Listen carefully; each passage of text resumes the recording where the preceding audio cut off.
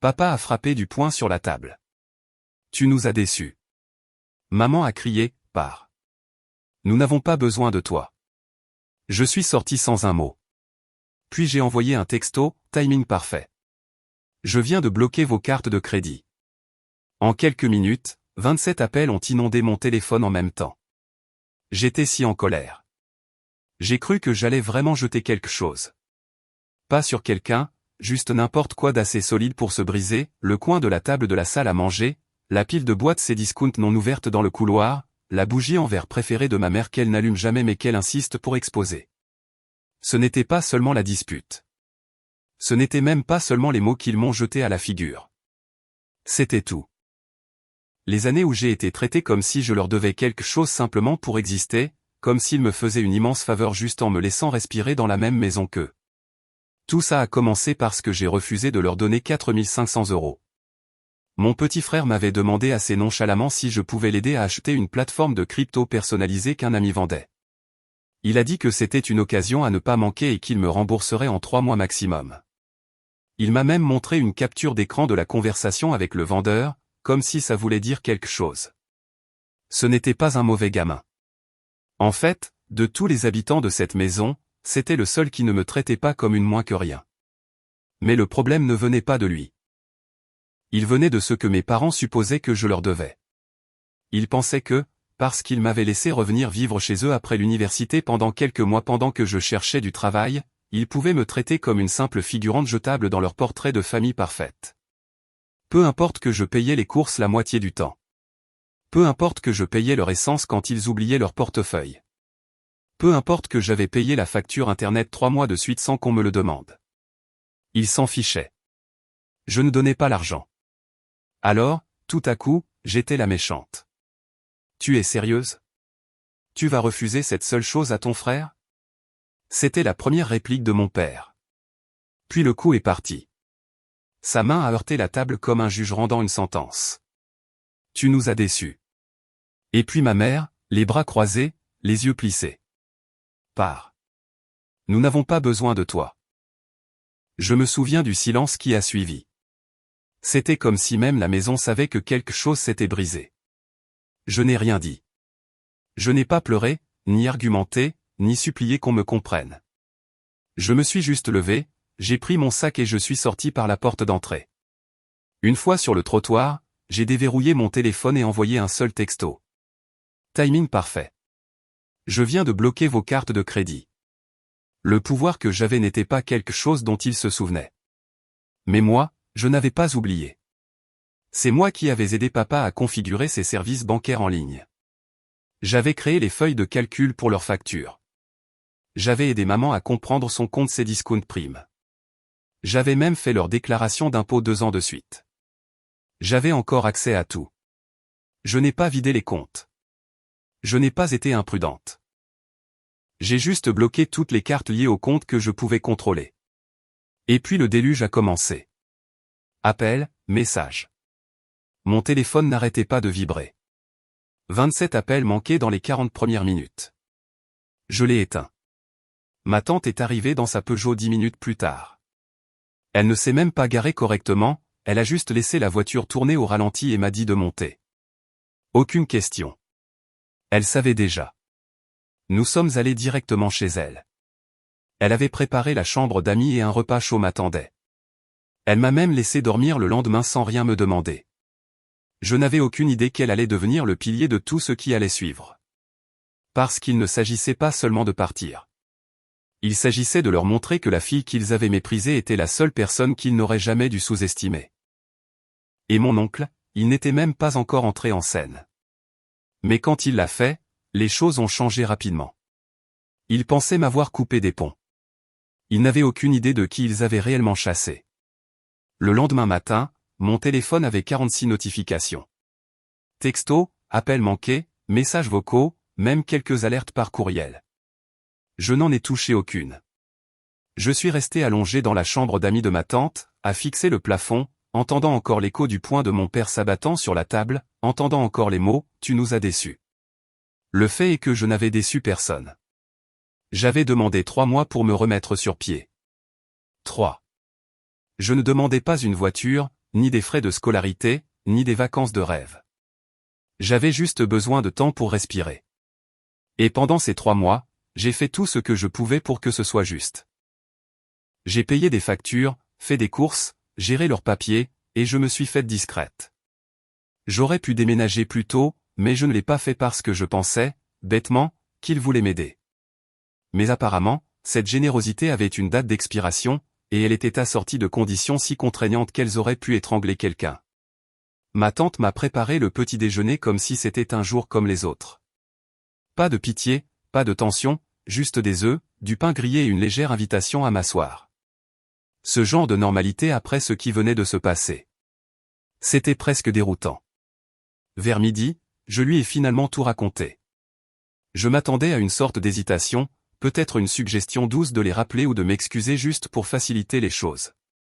Mais elle n'a rien dit de tout ça. Elle m'a regardé droit dans les yeux et a dit, « Alors tu restes ici aussi longtemps que tu en auras besoin. » Ce soir-là, oncle Marc est rentré d'un voyage à Berlin. Il est entré dans la cuisine, sa valise encore à la main, et nous a regardé comme s'il pouvait sentir la tension dans les murs. Ma tante l'a mis au courant en 3 phrases environ. Il n'a pas beaucoup réagi. Il s'est juste versé un café, s'est assis et m'a regardé. « Raconte-moi exactement ce qui s'est passé. » Alors, je l'ai fait. Tout. La demande de crypto, la dispute, mon départ, les cartes. Il a écouté comme s'il recablait mentalement un circuit imprimé. C'est un peu son truc. Il ne se précipite pas. Il analyse. Et ensuite, il agit. Sa réponse, alors, assurons-nous qu'il ne puisse plus contrôler la moindre partie de ta vie. C'est là que le changement a commencé. Nous avons passé les 2 heures suivantes à passer en revue tous les comptes auxquels j'avais accès. Le vieux compte PayPal de mon père, toujours lié à mon adresse courriel depuis que je l'avais aidé à vérifier le compte, bloqué. Son application de budget? J'avais les droits d'administrateur. Je l'ai complètement bloqué et j'ai supprimé toutes ces catégories enregistrées. Le compte Cdiscount de maman? C'est moi qui l'avais configuré pour elle. Le même mot de passe qu'elle utilisait toujours. Je me suis connecté, j'ai annulé une demi-douzaine de commandes en attente, j'ai désactivé le renouvellement automatique de primes et je l'ai déconnecté de tous ces appareils. Netflix, OCS, mon abonnement familial Spotify, je les ai tous supprimés. Petit, peut-être. Mais quand on vous a traité comme un meuble pendant des mois silencieux, utile et ignorer une petite vengeance a le goût de la liberté. Le lendemain, ils ont dû réaliser jusqu'où j'étais allé. C'est là qu'ils ont commencé à appeler ma tante directement. D'abord maman, puis papa, puis les deux, en changeant de numéro. Ma tante a décroché une fois. Elle n'a pas haussé la voix. Elle a juste dit, « Chloé reste ici. Elle n'est pas votre projet. Et franchement, vous devriez avoir honte tous les deux. » Puis elle a raccroché. Ce moment, je ne l'oublierai jamais. C'était la première fois que je voyais quelqu'un de ma propre famille me défendre sans condition. Mais la plus grande surprise est arrivée 3 jours plus tard. Mon frère m'a envoyé un texto de nulle part. Pas d'émoji, pas de GIFs, juste un message simple qui m'a glacé le sang. Je ne savais pas qu'ils allaient faire ça. Je suis désolé. Honnêtement, je crois que je dois partir aussi. Je l'ai lu 3 fois. J'avais été tellement concentré sur le fait de couper les ponts avec mes parents que je n'avais même pas pensé à ce que serait la vie dans cette maison pour lui maintenant. Il n'était pas parfait, mais il n'était pas cruel non plus. Et je savais qu'il n'avait pas demandé à nos parents d'exploser comme ça. Je lui ai dit qu'on parlerait bientôt. Je n'étais pas encore prête. J'avais d'autres choses à terminer d'abord, parce que la prochaine étape de mon plan impliquait de finalement rappeler mon père pour lui faire comprendre parfaitement qui était aux commandes. J'ai attendu 5 jours complets avant de rappeler mon père. Pas par peur et certainement pas par regret. J'ai attendu parce que je voulais que le silence fasse son effet sur lui. Mon père est le genre d'homme qui se nourrit de contrôle. Savoir ce qui se passe, qui fait quoi, quand et comment. Moi, devenant complètement silencieuse. Ce n'était pas seulement inattendu. C'était une menace directe pour le petit monde qu'il pensait encore gouverner. Quand j'ai finalement appelé, je n'ai même pas pris la peine de dire bonjour. Ceci n'est pas une conversation. Je te fais savoir comment ça va se passer maintenant. Il a essayé de m'interrompre, mais j'ai continué. Je lui ai tout dit. Que je ne débloquerais pas ces cartes. Que je m'étais retiré de chaque compte, chaque feuille de calcul, chaque système que j'avais jamais créé pour lui et maman. Que j'avais déjà changé mon numéro sur tous les formulaires fiscaux ou dossiers d'entreprise auxquels il m'avait jamais lié. Et que s'il essayait quoi que ce soit de louche, comme faire une demande en mon nom à nouveau, une aide juridique m'attendait. Au début, il n'a rien dit. Puis il a ri. Pas un vrai rire, juste ce genre de ricanement amer que les gens ont quand ils réalisent qu'ils n'ont plus de coups à jouer, mais veulent toujours faire comme s'ils ne perdaient pas. Tu penses que ça te rend puissante? Tu penses que ça te rend meilleure que ta famille? Je lui ai répondu, non, ça me rend libre. Et j'ai raccroché. Je pensais que ce serait la fin. Vraiment.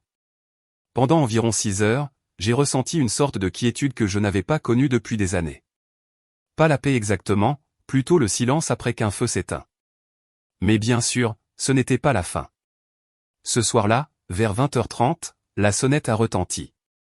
Oncle Marc était dans le garage. Tante Sophie et moi regardions la télévision. Et pendant une seconde, j'ai cru que c'était une livraison de nourriture. Mais la sonnette a de nouveau retenti, puis on a frappé. Pas le genre de coup poli, mais fort et délibéré. Nous nous sommes regardés.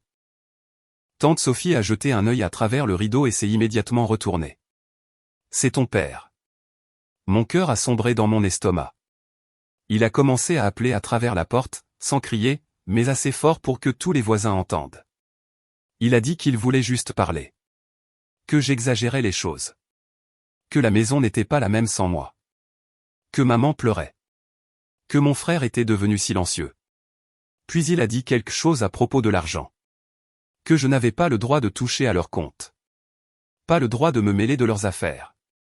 C'est là qu'oncle Marc est entré du garage et a ouvert la porte à moitié. Pas de salutation, pas d'avertissement, juste une phrase. Si tu te montres encore ici, je m'assurerai que tu répondes de chaque fois que tu as utilisé le nom de Chloé sans sa permission. Puis il a fermé la porte. Mon père est resté là quelques secondes, l'air de quelqu'un qui venait de réaliser que les règles avaient changé sans qu'on le prévienne. Puis il est parti. Nous sommes restés en silence pendant un moment. Personne ne l'a dit, mais nous pensions tous la même chose. Ce n'était pas juste un caprice. C'était du désespoir. Le lendemain matin, nous avons fait une vérification complète de mon dossier de crédit. Je l'avais déjà bloqué après avoir quitté la maison. Juste par précaution, honnêtement. Mais maintenant, j'étais reconnaissante de l'avoir fait, car c'était là, une tentative de demande de carte de magasin à mon nom, datée de 2 jours avant mon départ. Il avait essayé d'ouvrir une ligne de crédit en utilisant mon nom, mon numéro de sécurité sociale, mon avenir, sans même me le dire. Je l'ai montré à oncle Marc, et en moins de 10 minutes, il était au téléphone avec quelqu'un qu'il connaissait d'un précédent poste de consultant, un type qui travaillait dans la prévention de la fraude dans une banque. Ils ont fait remonter l'affaire. Le nom de mon père a été ajouté à une liste de surveillance interne pour activités suspectes. S'il essayait encore quelque chose comme ça, il ne serait pas seulement refusé. Il ferait l'objet d'une enquête. Je ne me sentais pas bien. Je me sentais engourdi, comme si j'enlevais la dernière couche de quelque chose de toxique qui m'avait été collé dessus pendant des années. Je ne voulais plus de vengeance. Je voulais de la distance. Mais apparemment, je n'étais pas la seule. 3 jours plus tard, j'ai reçu un message de mon frère. C'était juste une photo, un sac de sport noir posé sur le porche de la maison de nos parents. Le sien, avec une légende qui disait « Je suis parti ». 1 heure plus tard, il s'est présenté à la porte de tante Sophie, et ce qu'il a apporté avec lui, aucun de nous ne s'y attendait. Il ne partait pas seulement. Il apportait des preuves. Quand mon frère s'est présenté à la porte, je ne savais honnêtement pas à quoi m'attendre. Il avait l'air épuisé, comme quelqu'un qui n'avait pas dormi depuis des jours et qui avait enfin cessé de faire semblant que les choses étaient normales. Tante Sophie s'est écartée sans un mot, a juste hoché la tête et l'a dirigé vers la cuisine. Il a laissé tomber son sac de sport près de la table, l'a ouvert et a commencé à en sortir des choses. Pas des vêtements, pas des encas des documents. Des dossiers, des courriels imprimés, des relevés bancaires, le tout agrafé en liasse. Qu'est-ce que c'est que tout ça, ai-je demandé. Il ne m'a même pas regardé. Il a juste continué à trier. C'est tout, a-t-il dit. Toutes les choses qu'ils t'ont cachées, et probablement au fisc aussi. Il a finalement levé les yeux. Tu devrais voir ce qu'ils ont fait en ton nom. Ils n'exagéraient pas. Dans un dossier, il y avait une carte de crédit dont je n'avais jamais connu l'existence, ouverte à mon nom quand j'étais encore à l'université. Elle avait été remboursée, mais les relevés montraient qu'elle avait été utilisée pour des chambres d'hôtel et des achats en ligne que je n'avais certainement jamais fait. Dans un autre, il y avait un document me désignant comme associé commanditaire dans l'une des entreprises secondaires de papa, quelque chose qu'il avait créé pendant la pandémie. Une fausse société à responsabilité limitée qu'ils utilisaient pour déclarer des pertes afin d'obtenir des allègements fiscaux. Mon numéro de sécurité sociale était juste là, lié à ça. C'est là qu'oncle Marc a sorti son téléphone. Il n'a pas dit grand-chose, il a juste commencé à prendre des photos, à scanner des documents. Il a dit qu'il fallait les sauvegarder, les stocker dans un endroit sûr au cas où quelque chose arriverait. Tante Sophie était déjà en train de vider un tiroir dans le bureau, créant de l'espace pour tout organiser. Elle était plus calme que je ne l'avais prévu, ni choquée, ni même en colère, juste méthodique, comme si elle avait attendu tranquillement que cela arrive. Mon frère s'est assis à la table de la cuisine et s'est enfin permis de respirer. Il nous a raconté la vérité sur les derniers jours, comment après mon départ, nos parents sont partis en vrille. Pas publiquement, ils ne se disputaient pas entre eux. Ils ont juste reporté toute la faute sur lui. Il n'arrêtait pas de lui demander pourquoi il n'avait pas fait plus pour me faire rester, pourquoi il ne m'avait pas convaincu de débloquer les cartes, pourquoi il ne m'avait pas simplement envoyé un message pour que je sois raisonnable. Il a dit qu'il n'était même pas en colère contre lui pour ne pas avoir obtenu les 4 500 €. Ils étaient en colère contre lui pour ne pas m'avoir contrôlé. Puis il m'a dit autre chose, la plateforme de crypto. Il n'en avait même jamais voulu. C'était l'idée de papa. Il avait trouvé quelqu'un qui vendait les pièces à très bas prix et voulait la construire lui-même, la revendre et garder les bénéfices. Il a juste utilisé mon frère comme visage du plan, pensant que je serais plus encline à aider si ça semblait être pour lui. Je ne savais même pas comment réagir à ça. Chaque fois que je pensais avoir touché le fond de cette histoire, je découvrais une autre couche. Cette nuit-là, nous avons fait une copie de tout. Clé USB, stockage en nuage, dossier physique. Une est allée dans le coffre-fort du travail d'oncle Marc. Une est restée à la maison. Une est allée avec mon frère au cas où il aurait un jour besoin de preuves. Et puis j'ai pris une décision. Il était temps de déposer le rapport de fraude. Pas par dépit, pas pour me venger, mais parce que ce n'était plus une querelle de famille. C'était une usurpation d'identité. C'était un abus financier. C'était criminel. Je l'ai déposé le lendemain matin, avec des copies numériques de tout ce que nous avions. La fausse entreprise, la fausse carte de crédit, les documents falsifiés. Je ne savais pas encore ce qui en résulterait, mais j'ai ressenti quelque chose que je n'avais pas ressenti depuis des semaines. De la clarté. Une coupure nette. Et pour la première fois, mon frère et moi étions du même côté. Ce qui s'est passé ensuite a frappé plus fort que tout ce qui avait précédé.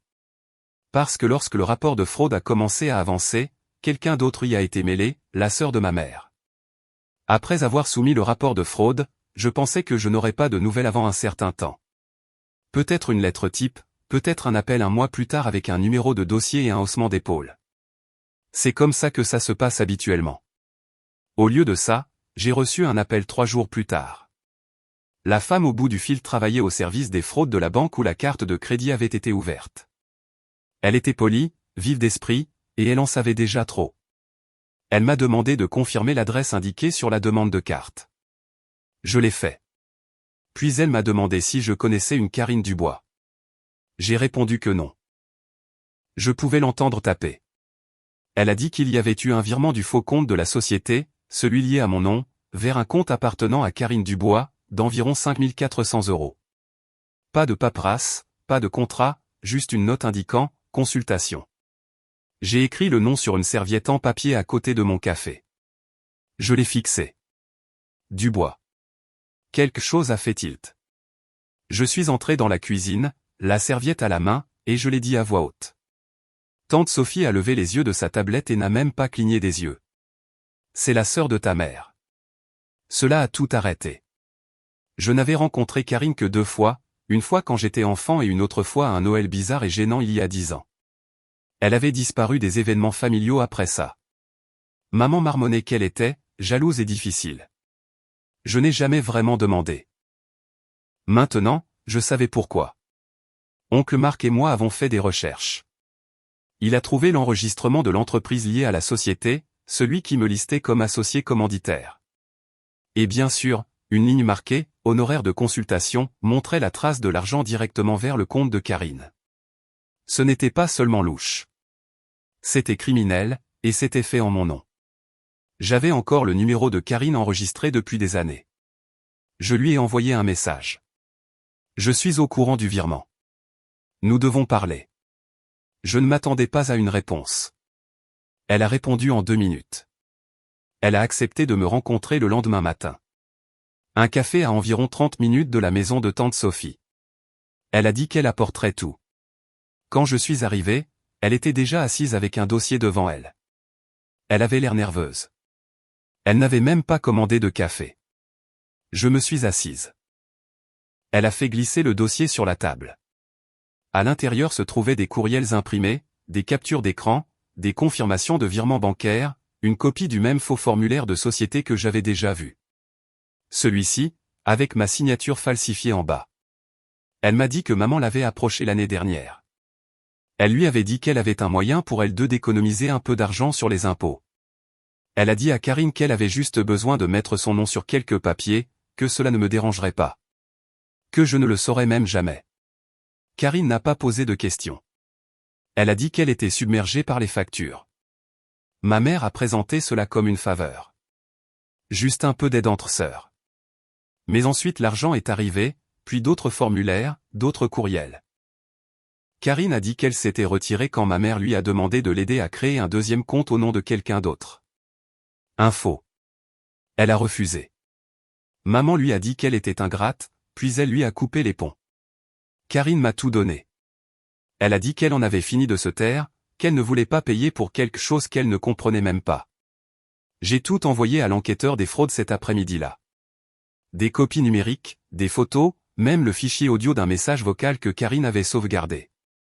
La voix de ma mère, très claire, lui disant qu'elle regretterait de se retourner contre sa propre famille. 2 jours plus tard, j'ai reçu un courriel.